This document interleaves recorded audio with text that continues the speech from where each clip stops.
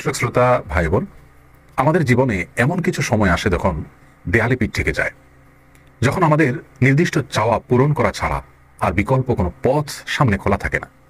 এ ধরনের পরিস্থিতিতে আল্লাহ রাব্বুল আলামিনের কাছে আমাদের মনের একান্ত কামনা বাসনাগুলোকে পূরণ করবার জন্য একটি বিশেষ পথ বাতলেছেন আমাদেরকে প্রিয় নবী সাল্লাল্লাহু আলাইহি ওয়াসাল্লাম, আর সেটি হলো ইসমে আযম।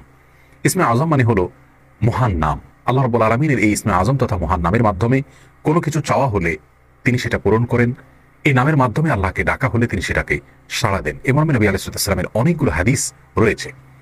অনেক উলামায়ে কেরাম ইসমে আযম সম্পর্কে বলেছেন যে এটি হলো আল্লাহ রাব্বুল আলামিনের যে মূল নাম আল্লাহ, সেটি তার অনেকগুলো গুণবাচক নাম আছে। তমধ্যে থেকে আল্লাহ রাব্বুল আলামিনের যে মূল নাম আল্লাহ, এই নামের মাধ্যমে আল্লাহ রাব্বুল আলামিনকে ডেকে যদি বান্দা কোনো কিছু চান কায় মনোবাক্যে অন্তরের গভীর থেকে, তাহলে সে দোয়া আল্লাহ রাব্বুল আলামিন অবশ্যই কবুল করেন। এজন্য কোনো কিছু আল্লাহ রাব্বুল আলামিনের কাছে চাওয়ার আগে যদি আল্লাহ বলে ডেকে ভালোবাসা থেকে, আস্থা থেকে, ভরসা থেকে, কায় মনোবাক্যে দীনতাহীনতার সাথে আল্লাহকে ডেকে যদি কেউ দোয়া করেন, তাহলে সে দোয়া আল্লাহ রাব্বুল আলামিন ফিরিয়ে দেন না। ইসমে আযম সম্পর্কে আরো নির্দিষ্ট করে আমরা নবী আলাইহিস সালামের যে হাদিসটি দেখতে পাই, সেটি তিরমিজিতে বর্ণিত হয়েছে, আরো বিভিন্ন হাদিসের কিতাবে বর্ণিত হয়েছে। সেই হাদিস সম্পর্কে বিশ্ববিখ্যাত হাদিসবিদ হাফেজ ইবনে হাজার আল আসকালানী রাহিমাহুল্লাহ ফাতহুল বারীতে লিখেছেন যে ইসমে আযম সম্পর্কে সবচেয়ে বিশুদ্ধতম হাদিস হলো এটি। আর সেটি হলো এই যে বুরায়দা রাদিয়াল্লাহু আনহু বর্ণনা করেছেন, এক ব্যক্তি নামাজের মধ্যে একবার কিছু বাক্য বলে উঠলেন। নবী সাল্লাল্লাহু আলাইহি সাল্লাম তার কথাগুলো শুনলেন।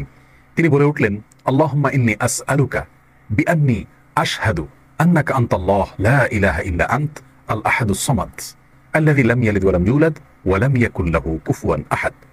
তার মুখে এই বাক্যগুলো শুনে নবী আলাইহিস সালাম বলেছেন, নিশ্চয়ই এই লোকটি ইসমে আযম পাঠ করেছে। ইসমে আযমের মাধ্যমে আল্লাহ রাব্বুল আলামিনের কাছে কোনো কিছু চাওয়া হলে তিনি সেটা ফিরিয়ে দেন না। এর মাধ্যমে আল্লাহকে ডাকলে তিনি অবশ্যই তাতে সাড়া দেন।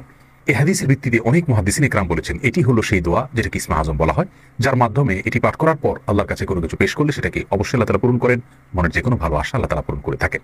দোয়াটি আবারও বলছি, আল্লাহুম্মা ইন্নী আসআলুকা বিআন্নী আশহাদু আন্নাকা আনতাল্লাহ লা ইলাহা ইল্লা আনত আল আহাদুস সামাদ আল্লাযী লাম ইয়ালিদ ওয়া লাম ইউলাদ ওয়া লাম ইয়াকুল লাহু কুফুয়ান আহাদ। যার অর্থ হলো, হে আল্লাহ, আমি আপনার কাছে প্রার্থনা করছি এই মর্মে যে, এই জন্য যে, এই ভিত্তিতে যে আমি সাক্ষ্য দেই আপনি আল্লাহ, আপনি ছাড়া সত্যিকারের কোনো মাবুদ নেই, আপনি কারো মুখাপেক্ষী নন, আপনি একক, এবং আপনি কাউকে জন্ম দেননি, আপনাকেও কেউ জন্ম দেয়নি, এবং আপনার সমকক্ষ আর কেউ হতে পারে না।